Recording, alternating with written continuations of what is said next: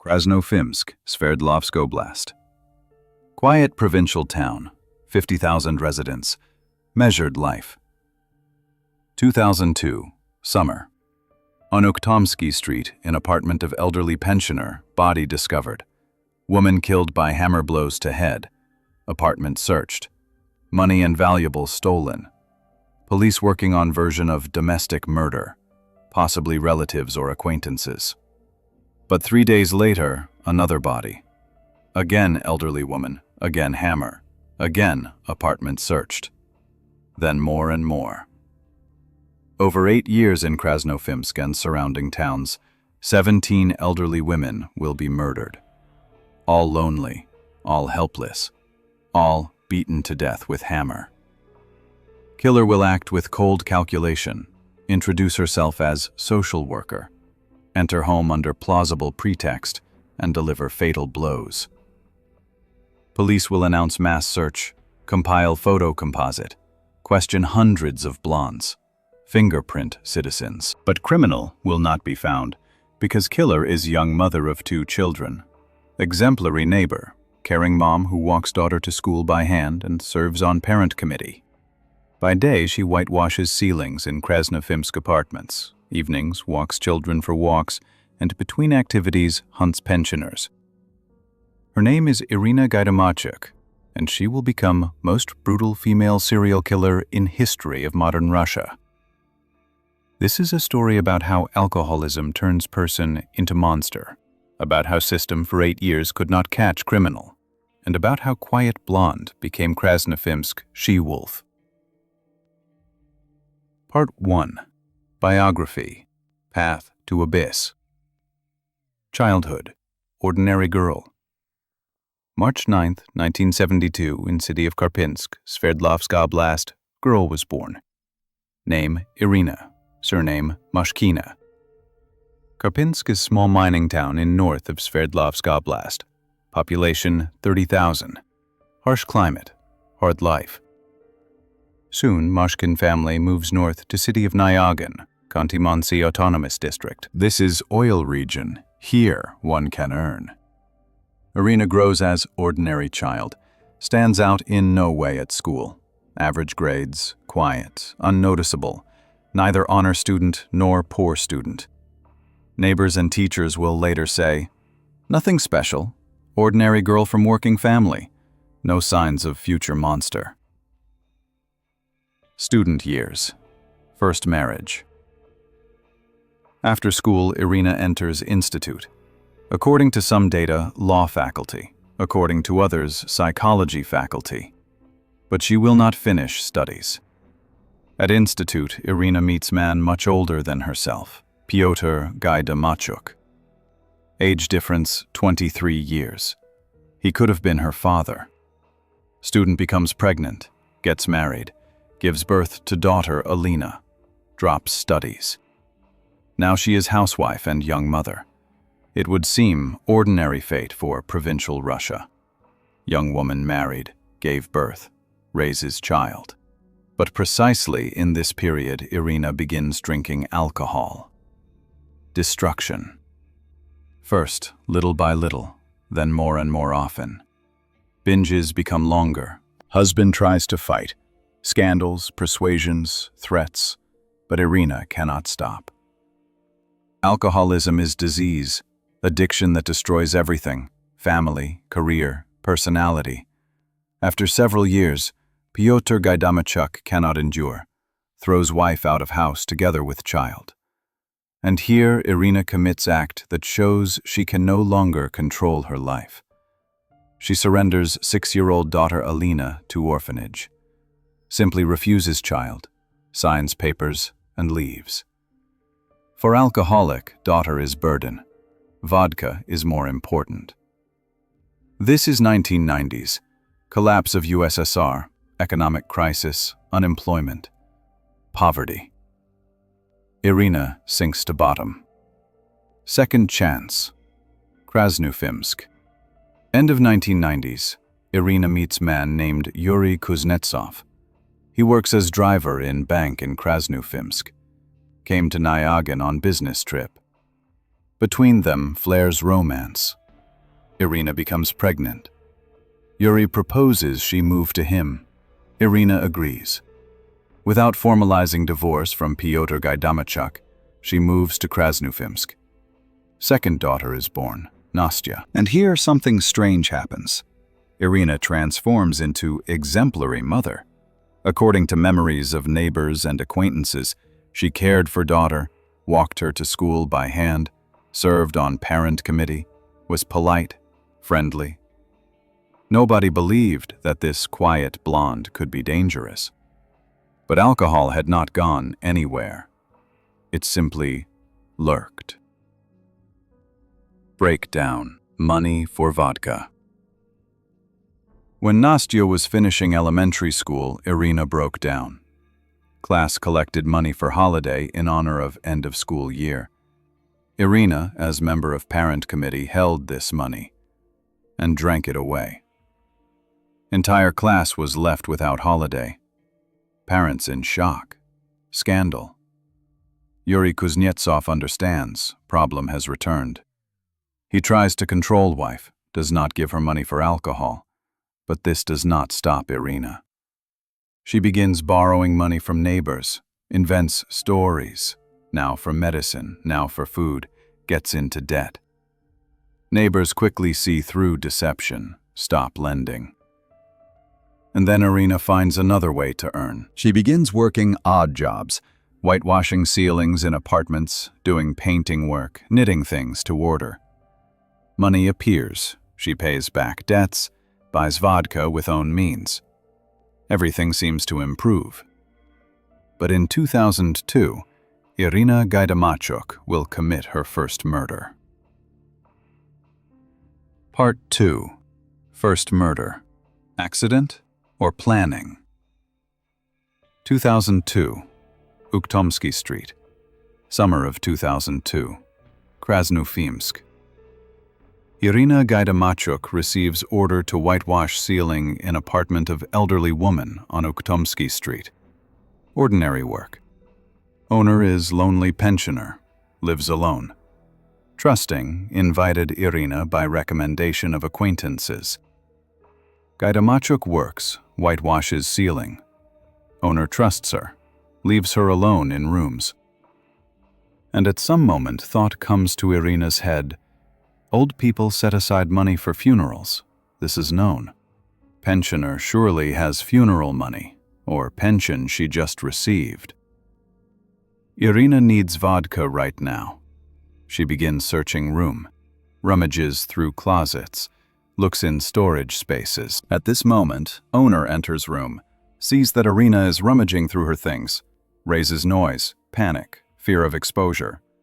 Gaidamachuk grabs hammer. That very one with which she was nailing something during repair was at hand. Several blows to head. Elderly woman falls. Silence. Irina takes money from purse. Sum is small, several hundred rubles, but enough for vodka. She leaves, buys bottle, drinks. Nobody knows she was at pensioners. Nobody connects her with murder. Body will be found later. Police will search for killer among relatives and acquaintances. Gaidamachuk remains free. This was spontaneous murder, but it showed Irina this way one can obtain money. Third, criminal psychology. Why didn't she stop? Normal person after such crime experiences horror, guilt, remorse. But alcohol destroys psyche, dulls emotions, destroys empathy. For Gaidamachuk, pensioners ceased being people. They became objects and sources of money. Psychologists identify several factors that turned Irina into serial killer. Alcoholic degradation. Chronic alcoholism destroys frontal lobes of brain, those areas responsible for behavior control and moral norms. Absence of empathy. Irina already abandoned first daughter. This shows maternal instinct, care, compassion. All this died in her. Impunity. First murder went smoothly. Nobody suspected. Money obtained. Fear of punishment disappeared. Ease of prey. Elderly women are ideal victims. They are lonely, helpless, trusting, open door to social worker. After first murder, Gaidamachuk understood this works and continued. Part 3. Series. 8 years of huntings. Methods. How did she choose victims? After first spontaneous murder, Irina Gaidamachuk develops system. She leaves home, telling Yuri she is going to work, whitewash ceilings, or knit to order. But in reality, she goes out hunting. Methodology. Stalking. Irina walks streets of Kranofimsk, looks out for elderly women, discreetly follows them to entrance, memorizes apartment number. Preparation. Sometimes, day before visit, she leaves note at victim's door. For example, "Dear residents, please be home May 5th at 1300 hours. This is done to ensure victim will be home alone. Cover legend. Next day, Gaidamachuk knocks on door, introduces herself as employee of fire service, housing office worker, social worker, gas service employee. Elderly people were accustomed to letting in such specialists. This was norm in USSR and early Russia. Gaining trust. Irina knew how to win people over, was polite, smiling. Some victims even treated her to tea before death. If not invited to table, Irina asked for glass of water. While owner turned away to bring water, Gaidamachuk took out hammer. Strike. Always from behind. At moment when victim does not see, several blows to head. Fast, deadly. Search. Gaidamachuk covered bloodied heads of victims with pillows, then began searching apartment. She searched for money and gold jewelry, often took food from refrigerator. Haul was modest, usually around 1,000 rubles. Only once did she find 16,000 rubles, apparently withdrawn pension. But sometimes she found nothing at all. Pensioners hid savings so carefully that Gaidamachuk could not find them, and still continued killing. Departure. Upon leaving, Irina locked apartment door from inside. This was done so that body would be found as late as possible. Lonely pensioners were not missed immediately. Neighbors learned of tragedy after several days, or even weeks. Geography of crimes. Most murders were committed in Kranofimsk, but Irina also traveled to other cities. Yekaterinburg, Serov, Achit, Druzhinino settlement, Shirokaya Rechka settlement, Nizhny Tagil settlement. In total, over 2 days in Yekaterinburg, Druzhinino, and Serov, she killed 4 women. Gaidamachuk understood. In other cities, they are not looking for her. There she is safe. For disguise, she wore wig, changed hairstyle. Close to capture, police officer at door. Once Gaidamachuk was almost caught. This was in Achit settlement. Irina entered home of elderly woman under guise of social worker, but owner suspected something wrong. Possibly something in Irina's behavior alerted her. Before Gaidamachuk managed to take out hammer, pensioner managed to call local police officer. Officer quickly arrived, rang doorbell. Gaidamachuk at this moment had already delivered fatal blows. She froze in apartment, stood in silence, waited. Officer stood at door, rang again. Nobody opened. Thought pensioner possibly went out or does not hear bell. Left. Gaidamachuk waited, ensured danger passed. Slipped out to street, disappeared. Body was found later. This was closest moment to capture, but Irina escaped. Psychology. Why did she continue? Here is what is striking. Gaidamachuk continued killing even when she found nothing. Motive was not only money. According to one version, Irina developed hatred for old people. Possibly she transferred onto victims conflict with mother-in-law. Elderly mother of Yuri Kuznetsov constantly argued with drinking daughter-in-law. Gaidamachuk once said, "They have already lived their lives. Their existence is meaningless. This is classic mechanism of victim dehumanization. Criminal stops seeing people in them. Part 4. Photo Composite. City in Fear. February 2003. Only Survivor. February 2003. Sovetskaya Street, Kranofimsk. Gaidamachuk attacks another victim, elderly woman living on Sovetskaya Street. But this time something goes wrong. Irina, for first time, attacks right at threshold. As soon as owner opened door, Gaidamachuk immediately began beating her with hammer. But pensioner managed to scream. Loudly, frightened, neighbor ran out at noise. Gaidamachuk flees in panic. Fortunately, this pensioner survived. Blows landed on head, but were not fatal. She was saved by knit hat, which softened blows. Woman was delivered to hospital. She was able to give testimony. Description of criminal. Young woman, height 160 to 165 centimeters. Thin build, light hair, blonde. In coat of artificial fur. Mass search. Photo composite. Based on victim's words, photo composite was compiled. It was printed in thousands of copies, posted throughout all of Kranofimsk. On leaflets was appeal. Citizens, never in history of Kranofimsk has there been such series of cruel murders.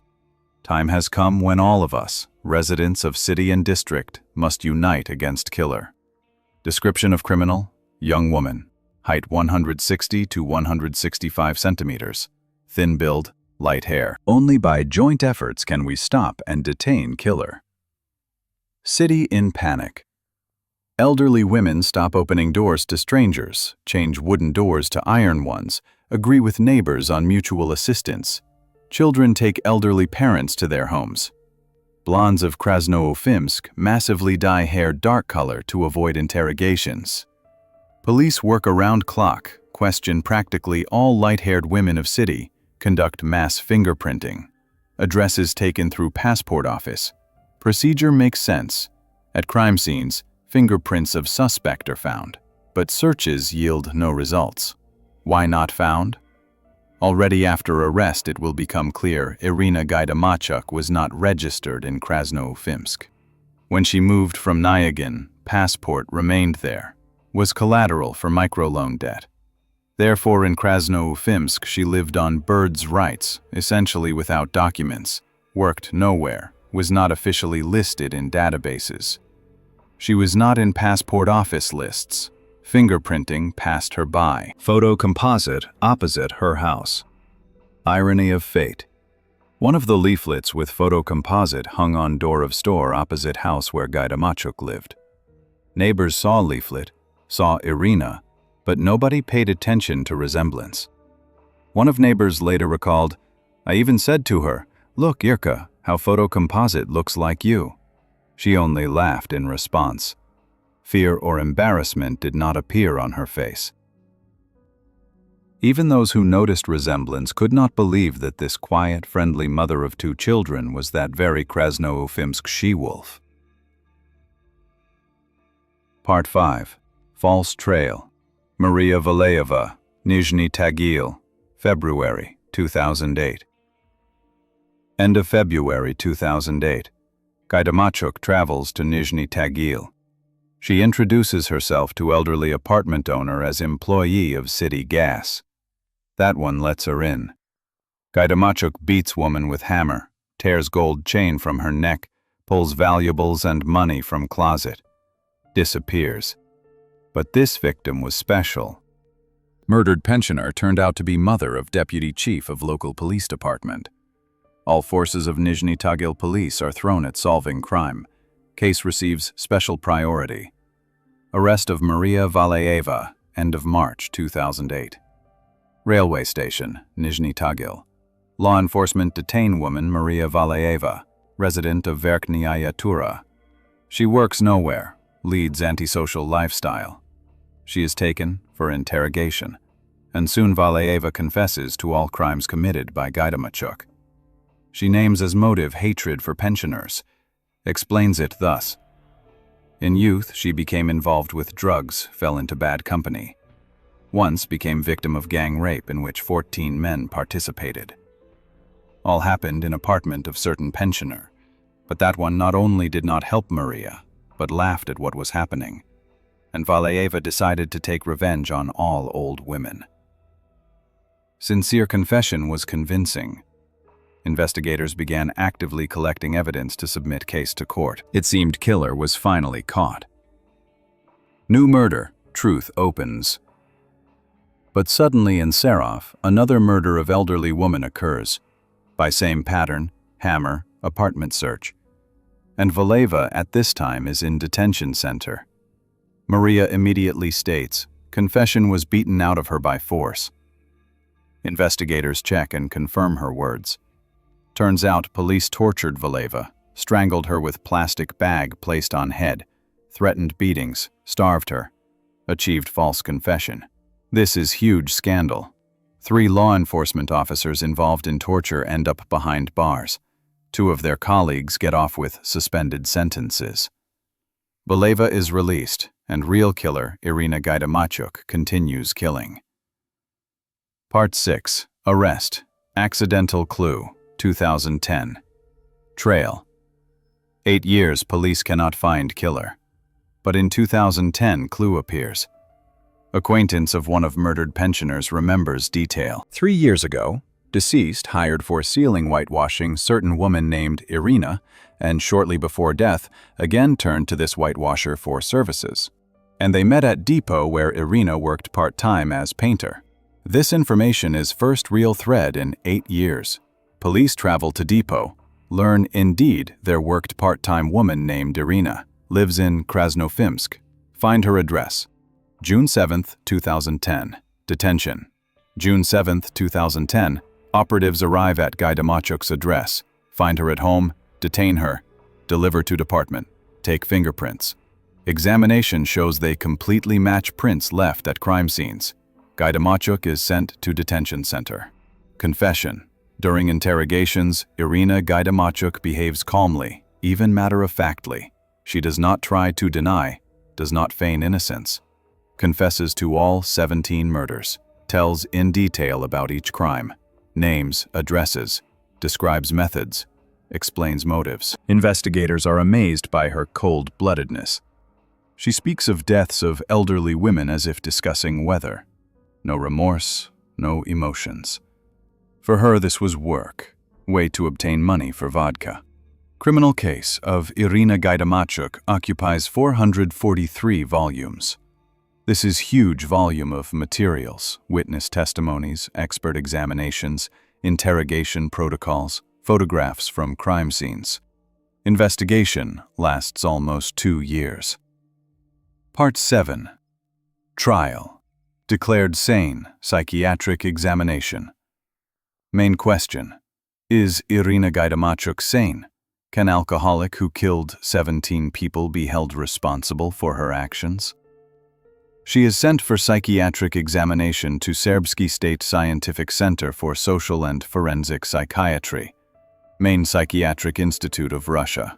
Experts study her personality, conduct tests, analyze behavior. Verdict: Irina Gaidamachuk is sane. Yes, she is alcoholic. Yes, she has personality degradation. Yes, empathy is absent. But she understood what she was doing, controlled her actions, planned crimes, concealed traces, therefore she must bear full responsibility. June 4, 2012. Sentence.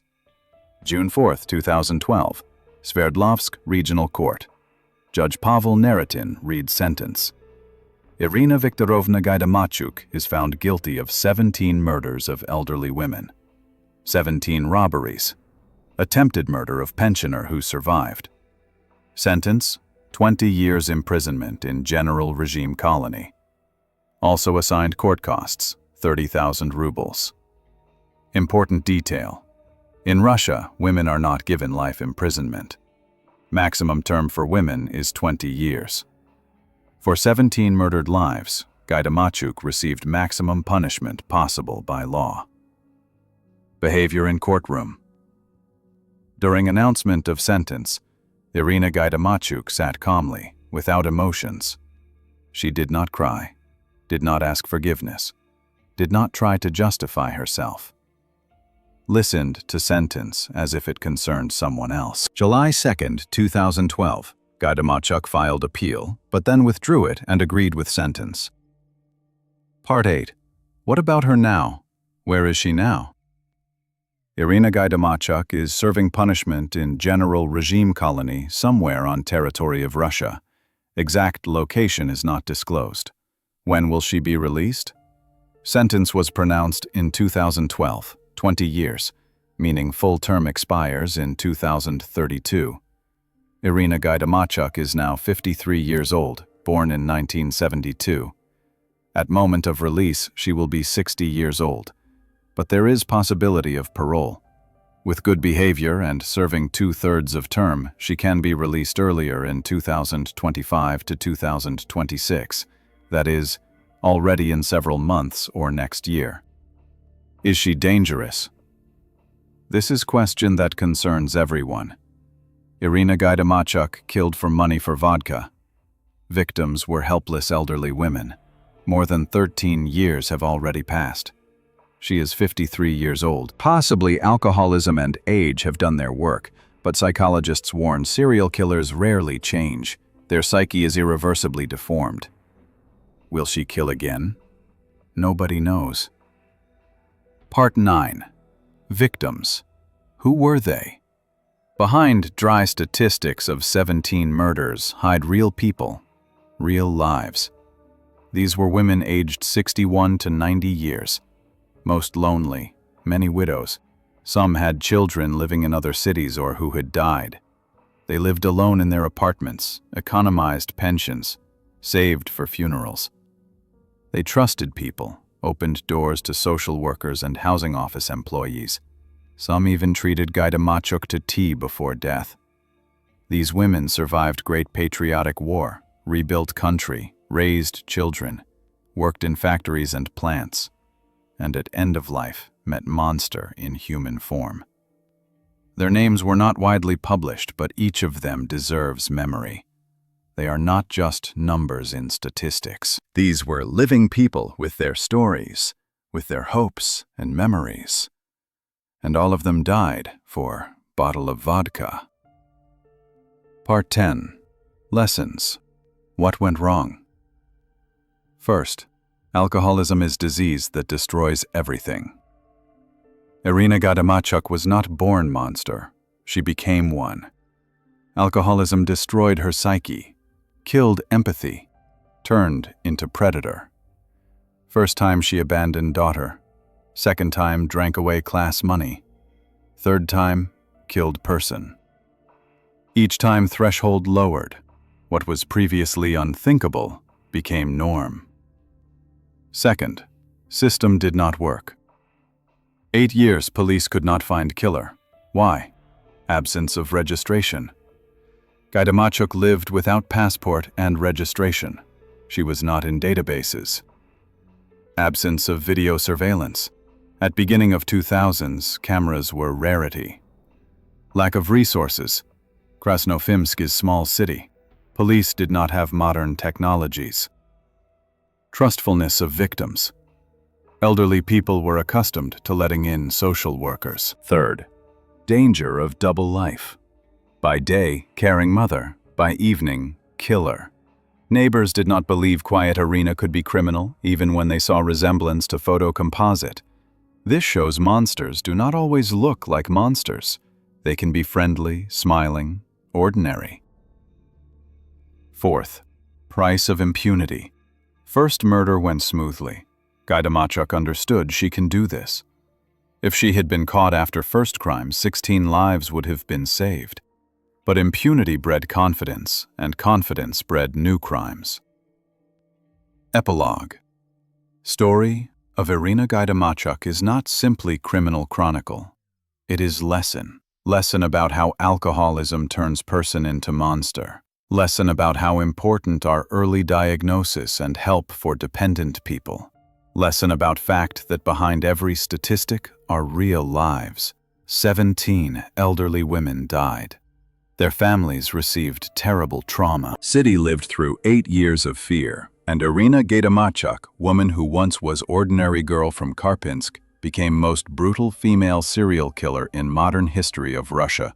She is serving term, possibly will soon be released. Will she be dangerous? Has she changed over these years, or does Kranofimsk she-wolf still live inside? We do not know, but we remember her victims, and we remember lesson this story gives. Alcoholism is not vice. It is disease. Disease that kills not only dependent person, but those who find themselves nearby. If you or someone close to you suffers from addiction, seek help. Do not wait until it is too late. Subscribe to Red Archive channel. Here only real stories, only verified facts, only truth.